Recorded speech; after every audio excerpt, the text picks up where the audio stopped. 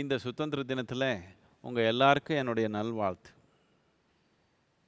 சுதந்திரன்றது போன தலைமுறை நமக்கு கொடுத்துருக்கிற ஒரு மகத்தான அன்பளிப்பு.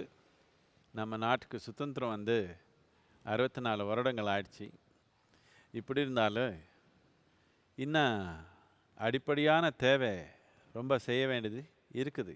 நம்ம நாட்டில் மக்களுக்கு நன்மையாக இருக்கிற மாதிரி, நாட்டு முன்னேற்றமாக கொண்டு போகிற மாதிரி செய்கிற உறுதி இந்த தலைமுறை எடுக்க தேவை இருக்குது. சுதந்திரம்ன்றதுக்கு அடிப்படை என்னென்னா, சுதந்திரம் என்ற ஒரு அம்சத்துக்கு நோக்கம் என்னென்னா, நம்ம வாழ்க்கையை நாமே உருவாக்கிக்கிறோம் என்ற ஒரு தன்மை.